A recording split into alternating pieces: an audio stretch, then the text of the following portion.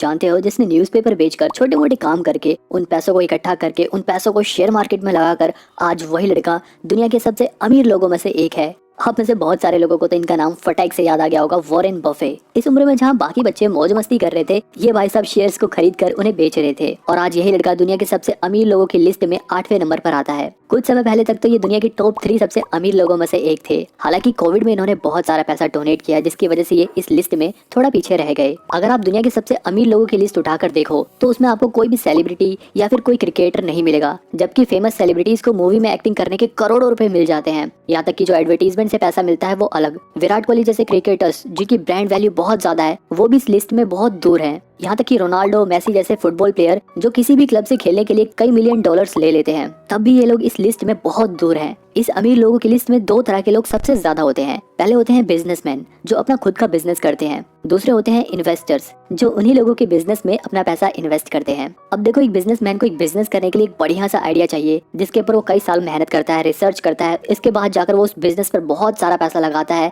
और अगर उसका आइडिया सक्सेसफुल रहता है, तब जाकर उसके कई सालों की मेहनत के बाद उसका वो बिजनेस उसे प्रॉफिट देना स्टार्ट करता है। वहीं अगर इन्वेस्टर को देखा जाए तो उसे इतना सब कुछ करने की कोई जरूरत नहीं रहती। तो उसे बस शेयर मार्केट में लिस्टेड किसी भी कंपनी को उठाना है और उसके ऊपर रिसर्च करनी है, तो वो उसमें अपने पैसे लगा सकता है। अब क्योंकि इन्वेस्टर ने अपना पैसा उस कंपनी में इन्वेस्ट किया है, तो उसे भी उस कंपनी के प्रॉफिट में से हिस्सा मिलता है। और एक इन्वेस्टर के लिए सबसे अच्छी बात ये होती है कि उसे एक बिजनेसमैन की तरह पैसा कमाने के लिए बहुत सारा पैसा नहीं चाहिए। वो थोड़े से पैसे से भी अपनी इन्वेस्टमेंट चालू कर सकता है। हालांकि अगर किसी बिजनेसमैन का बिजनेस चल जाता है तो वो उस बिजनेस से बहुत ज्यादा प्रॉफिट कमा सकता है, लेकिन इन्वेस्टर को उसकी इन्वेस्टमेंट के हिसाब से उस कंपनी के प्रॉफिट में से हिस्सा मिलता है। इसीलिए इन्वेस्टर्स का प्रॉफिट लिमिटेड होता है, लेकिन उसे बिजनेसमैन की तरह ज्यादा मेहनत नहीं करनी पड़ती, ज्यादा रिस्क नहीं लेना पड़ता, ज्यादा पैसे नहीं लगाने पड़ते। कुछ इन्वेस्टर्स तो ऐसे हैं जिन्होंने सिर्फ कुछ हजार रुपए से ही करोड़ों रुपए कमा लिए हैं। अब आपको ऐसा ही एक रियल एग्जांपल दिखाता हूँ। मैं बात कर रहा हूँ सर राकेश झुनझुनवाला की। एक बार जल्दी से इनकी कहानी भी जान लेते हैं। 1985 में राकेश झुनझुनवाला अपने पिता के पास गए और उन्होंने अपने पिता से शेयर मार्केट में इन्वेस्ट करने के लिए कुछ पैसे मांगे। उनके फादर ने उस समय अपने बेटे को 5000 रुपए दिए। हालांकि 5000 रुपए भी उस समय बहुत बड़ी बात थी। इन्होंने इन पैसों से टाटा की घड़ी बनाने वाली कंपनी टाइटन के शेयर्स खरीद लिए। कुछ सालों बाद जब इन शेयर्स की वैल्यू बढ़ी तो इनको बहुत ज्यादा फायदा हुआ। इसके बाद तो इन्होंने कभी भी पीछे मुड़कर देखा ही नहीं और उन्होंने इसी शेयर मार्केट के जरिए 5000 रुपए से आज के टाइम पर 5.8 बिलियन डॉलर्स बना लिए। अभी जल्दी ही जब राकेश झुनझुनवाला सर मरे, तब वो इस दुनिया के 438वें सबसे अमीर इंसान थे। सिर्फ राकेश झुनझुनवाला सर ही नहीं, बल्कि ऐसे बहुत सारे इंडियंस हैं जिन्होंने शेयर मार्केट के जरिए बहुत ज्यादा पैसे कमाए। लेकिन फिर भी आपको एक इंटरेस्टिंग बात बताऊं, अमेरिका में जहाँ 56% लोग शेयर मार्केट में इन्वेस्ट करते हैं, वहीं इंडिया में सिर्फ 10% लोग ही शेयर मार्केट में इन्वेस्ट करते हैं। अब देखो, इन नंबर्स के कम होने के बहुत सारे रीजन हैं, जिनके बारे में हम आगे वीडियो में बात करेंगे। इससे पहले मैं आपको बता देता हूँ कि ये वीडियो 4 बेसिक से लेकर काफी जरूरी शेयर मार्केट के पॉइंट्स को कवर करेंगे। पहला पॉइंट है कि आखिर शेयर मार्केट में इन्वेस्ट करने से लोग इतना अमीर कैसे होते हैं, इसके पीछे का रीजन क्या है। दूसरे पॉइंट में हम बिल्कुल बेसिक तरीके से जानेंगे कि शेयर मार्केट क्या होता है, शेयर्स क्या होते हैं, शेयर मार्केट में इस्तेमाल होने वाली सभी बेसिक टर्म्स के बारे में जानेंगे। तीसरे पॉइंट में हम ये जानेंगे कि पैसे बैंक में रखें या उनकी एफडी कराएं या फिर किसी प्रॉपर्टी में इन्वेस्ट कर दे या फिर उन्हें शेयर मार्केट में इन्वेस्ट करें, कहां पर अपना पैसा लगाना सही रहेगा। इसके बाद फोर्थ पॉइंट सबसे इंपॉर्टेंट रहने वाला है, क्योंकि इसके बारे में अगर किसी को नहीं मालूम तो आपको शेयर मार्केट की कितनी भी नॉलेज हो सब बेकार है। पॉइंट नंबर 1, आखिर वॉरेन बफे से लेकर इंडिया के राकेश झुनझुनवाला शेयर मार्केट से इतने अमीर कैसे बने, इसके पीछे का रीजन क्या है। इसके पीछे का कारण है टैक्स सेविंग। इसे एक एग्जांपल से समझते हैं। सपोज करो ये है राजू। इसने 2021 में अडानी पावर लिमिटेड कंपनी के 1000 शेयर्स खरीदे, जिनकी एक शेयर की वैल्यू लगभग 100 रुपए थी। यानी कि राजू ने टोटल 1 लाख रुपए इन्वेस्ट किए। एक साल बाद जब इन शेयर्स की वैल्यू 100 रुपए से 400 रुपए पहुंच गई, तब इन्होंने अपने शेयर्स को बेच दिया। अब देखो, राजू के पास 100 रुपए का एक शेयर था और टोटल 1000 शेयर्स थे, यानी कि 1 लाख रुपए के शेयर्स थे। 2022 में जब वो 100 रुपए का शेयर 400 रुपए का हो गया, तब उसकी 1 लाख की इन्वेस्टमेंट 4 लाख रुपए की हो गई। मतलब राजू को 1 लाख रुपए शेयर मार्केट में लगाने से 3 लाख का प्रॉफिट हुआ, वो भी सिर्फ 1 साल से थोड़े से ज्यादा समय में। अब राजू अगर अपने इन शेयर को ठीक 1 साल बाद बेचता है तो उसका ये profit long term capital gain के अंदर आता है और लॉन्ग टर्म कैपिटल गेन पर 2018 तक तो कोई भी टैक्स देना ही नहीं पड़ता था। मतलब ये टोटली टैक्स फ्री रहता था। जितना आपका प्रॉफिट है आप अपने घर ले जाओ, सरकार 1 भी रुपया नहीं लेती थी। लेकिन बाद में गवर्नमेंट ने अपनी कमाई करने के लिए इस पे 10% का टैक्स लगा दिया। अब अगर इस हिसाब से देखा जाए तो 3 लाख के ऊपर 10% टैक्स 30,000 रुपए होता है। एक आम आदमी की सैलरी लगभग 20 से 25,000 रुपए होती है। इंडिया में तो कई लोगों की सैलरी शायद इससे भी कम हो। यहाँ पर राजू के पैसे ने उसे एक आदमी की पूरे साल भर की कमाई, पूरे साल भर की सैलरी जितना पैसा खुद ही कमा कर दे दिया। इसी तरीके को कहते हैं अर्न मनी फ्रॉम मनी। लेकिन ये तो सिर्फ एक छोटा सा रिटर्न है। सपोज करो करो अगर राजू अपने पैसे को 10-15 साल तक उसी कंपनी में इन्वेस्ट करके रखता है तो हो सकता है जो शेयर आज 400 रुपए का है वो अगले 10-15 सालों में 4000 रुपए का हो जाए। जो अभी प्रॉफिट उसको लाखों का हो रखा है वो कई करोड़ों में बदल सकता है। बस शेयर्स को खरीदते वक्त ये ध्यान रखना है कि उन शेयर्स को लंबे समय के लिए इन्वेस्ट करो। हाँ, अगर बीच में बहुत ज्यादा रिटर्न मिल जाता है और अगर आपको जरूरत है तो उन शेयर्स को बेचकर प्रॉफिट बनाया जा सकता है। आप सोच रहे होगे कि यार ये तो हमें भी पता है कि शेयर से बहुत पैसे कमाए जा सकते हैं, लेकिन प्रॉब्लम तो यही है ना कि हमें शेयर मार्केट के बारे में कुछ भी नहीं पता, तो हम सही शेयर्स कैसे चुनेंगे। पार्ट 2 में हम यही सारी बेसिक लेकिन बहुत ही इंपॉर्टेंट चीजों के बारे में जानेंगे। अब देखो शेयर मार्केट क्या है। अगर मैं आपको सबसे सरल भाषा में बताऊं तो शेयर मार्केट बिल्कुल हमारे आसपास लगने वाली लोकल बाजार यानी कि मार्केट की तरह ही है। जैसे हम बाजार में जाकर सब्जियां खरीदते हैं वैसे ही लोग शेयर मार्केट में जाकर शेयर्स को खरीदते हैं। लेकिन अब तो ऐसा हो गया कि आपको शेयर खरीदने के लिए कहीं जाना नहीं पड़ता, आप घर बैठे बैठे ही ऑनलाइन अपने मोबाइल से शेयर्स को खरीद सकते हो और उन्हें बेच भी सकते हो। अब सब्जियों की मंडी यानी कि सब्जी मंडी तो आपको हर गली चौराहे पर मिल जाती है, लेकिन शेयर बाजार यानी कि शेयर मार्केट आपको हर जगह नहीं मिलेगी। ये इंडिया में सिर्फ 2 ही है। पहली है नेशनल स्टॉक एक्सचेंज NSE, दूसरी है बॉम्बे स्टॉक एक्सचेंज BSE। अब जानते हैं कि आखिर शेयर्स का मतलब क्या होता है। शेयर्स का मतलब होता है हिस्सेदारी। अगर आप किसी कंपनी में एक शेयर खरीद लेते हो तो इसका मतलब ये है कि जितना आपके पास उस कंपनी के शेयर हैं उतना ही आप उस कंपनी का मालिकाना हक रखते हो। इसे भी एक आसान से एग्जाम्पल से समझते हैं। मान लो मैंने एक कैटगुड लिमिटेड नाम की कंपनी खोली जिसके पास कुल 1000 रुपए की शेयर कैपिटल है। कंपनी अपनी सारी पूंजी का इस्तेमाल कंपनी के काम करने के लिए करती है। कंपनी अपनी इसी पूंजी को यानी कि अपनी इसी शेयर कैपिटल को अगर 100 बराबर हिस्सों में बांटती है तो इस तरह कंपनी के एक शेयर की वैल्यू निकालने के लिए हम उसे जितने हिस्सों में बांटना चाहते हैं उससे डिवाइड करेंगे तो एक शेयर की कीमत हमें पता चल जाएगी। जैसे यहाँ पर अगर हम 1000 रुपए को 100 से डिवाइड करें तो 10 रुपए शेयर की वैल्यू निकल जाएगी। इसी तरीके से हम किसी भी कंपनी के शेयर की वैल्यू निकाल सकते हैं, किसी भी कंपनी के नंबर ऑफ शेयर्स निकाल सकते हैं। अब अगर मैं फ्यूचर में अपनी कंपनी को बढ़ाना चाहता हूँ, अपने बिजनेस को और बड़ा करना चाहता हूँ तो इसके लिए मेरे को और पैसा चाहिए। तो अब मेरे को और पैसे चाहिए तो इसके लिए मैं शेयर मार्केट पे अपनी कंपनी लिस्ट कराऊंगा, जिसके बाद मैं आम जनता से यानी कि पब्लिक से भी पैसे ले सकता हूँ। अब यहाँ पे अगर मैं कहता हूँ कि जिसको भी मेरी कंपनी में इन्वेस्ट करना है वो मुझे एक शेयर का 10 रुपए दे और मेरी कंपनी के शेयर्स का हिस्सेदार बन जाए। मेरा एक राम नाम का फ्रेंड इसी कंपनी का एक शेयर खरीद लेता है,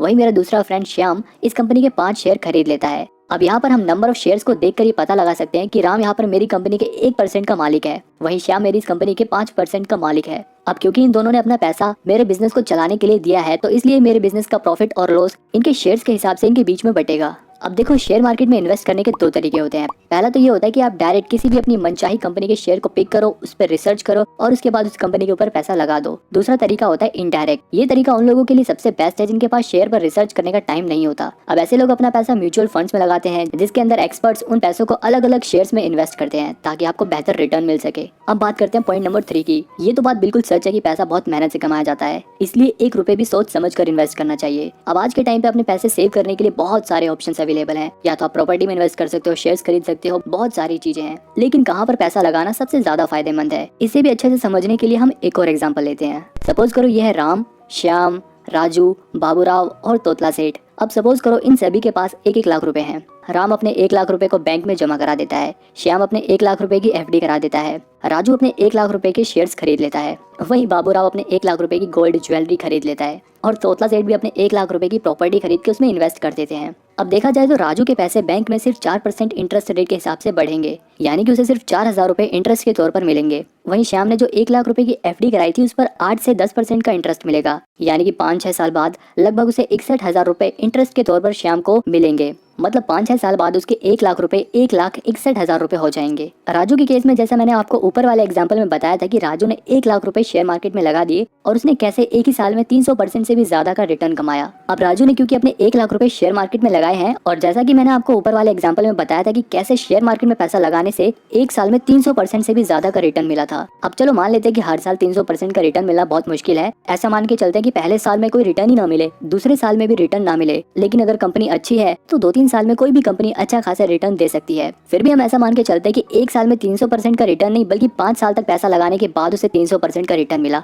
मतलब उसके 1 लाख रुपए 5 साल बाद 4 लाख रुपए हो जाएंगे। वहीं बाबूराव के केस में देखा जाए तो उसने 1 लाख रुपए अपने गोल्ड में जो इन्वेस्ट किए हैं तो गोल्ड का रेट यूजुअली 5% के रेट से ही बढ़ता है। वहीं तोतला सेठ के केस में देखा जाए तो वैसे तो प्रॉपर्टी में इन्वेस्ट करने के लिए बहुत ज्यादा पैसे चाहिए होते हैं, लेकिन अभी के लिए सिर्फ तोतला सेठ 1 लाख रुपए में किसी सस्ती जगह को देखकर वहाँ की जमीन खरीद लेते हैं। बाकी जब उन्हें उनके 25 लाख रुपए मिल जाएंगे तो वो उसे किसी अच्छी जगह प्रॉपर्टी प्रॉपर्टी में इन्वेस्ट कर देंगे। लेकिन अभी के लिए देखा जाए तो 1 लाख रुपए की प्रॉपर्टी की वैल्यू बढ़ने में कई साल लग जाएंगे और हो सकता है कि 1-2 साल या फिर 5 साल तक तो उस प्रॉपर्टी की कोई वैल्यू बढ़े ही ना, और अगर बाई चांस बढ़ती भी है तो कुछ ज्यादा नहीं बढ़ेगी, सिर्फ 5 से 10% के रेट के हिसाब से ही बढ़ सकती है। अब अगर इन सभी के रिटर्न के हिसाब से देखा जाए तो 5 साल बाद सबसे ज्यादा प्रॉफिट होगा राजू को, क्योंकि उसने शेयर मार्केट में इन्वेस्ट किया। और रिस्क के हिसाब से देखा जाए तो शेयर मार्केट के अलावा बाकी सब में कंपैरेटिवली बहुत कम रिस्क है। अब इसमें एक और इम्पोर्टेंट फैक्टर नोट करने वाला है, नॉलेज।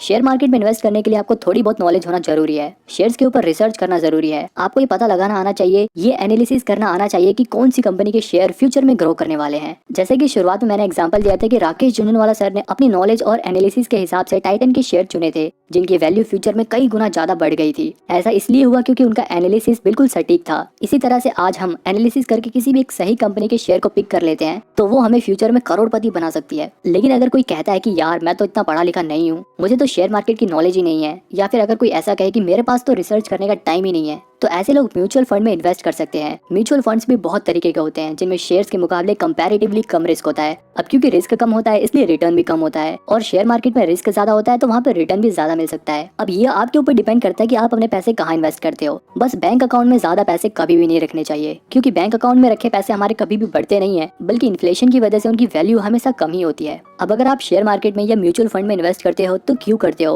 और अगर नहीं करते तो क्यों नहीं करते, मुझे कमेंट में जरूर बताना। फोर्थ पॉइंट है रियलिटी ऑफ स्टॉक मार्केट। अगर आप कभी शेयर मार्केट में इन्वेस्ट करते हो तो इस पॉइंट को हमेशा याद रखना। शेयर मार्केट बिल्कुल जादू की तरह है, जो रातों रात किसी को भी करोड़पति बना सकता है तो किसी को भी बिल्कुल रोड पर ले आता है। ऐसे बहुत से लोग हैं जिन्होंने शेयर मार्केट में पैसा लगाया और आज वो दुनिया के सबसे अमीर लोगों में से एक है। लेकिन ऐसे भी बहुत सारे लोग हैं जो करोड़पति से एकदम कंगाल हो गए हैं। इसका सबसे बेस्ट और रियल एग्जांपल है रिलायंस कैपिटल का शेयर। 2 जनवरी 2007 में रिलायंस कैपिटल का शेयर 704 रुपए का था और 6 अगस्त 2007 में रिलायंस कैपिटल के शेयर की वैल्यू 2161 रुपए हो गई। मतलब 8 महीने में ही इस शेयर की वैल्यू 300% से भी ज्यादा रेट से बढ़ी थी। इस टाइम पीरियड के बीच में जिन लोगों ने अपने पैसे लगाए थे वो लोग करोड़पति बन चुके थे। लेकिन इसके बाद शुरू होता है इस शेयर के वैल्यू के गिरने का सिलसिला। अगले 2-3 महीने तक लगातार इस शेयर की वैल्यू गिरती रहती है और अगस्त में जो शेयर 2100 रुपए का था उसकी वैल्यू अक्टूबर 2018 तक आते आते 400 रुपए हो गई थी। मतलब 3 महीने में ही 500% की वैल्यू गिर गई थी। और इतना ही नहीं, इसके बाद इस शेयर की वैल्यू गिरते गिरते आज के टाइम पे इस शेयर की वैल्यू लगभग 16 रुपए हो गई है।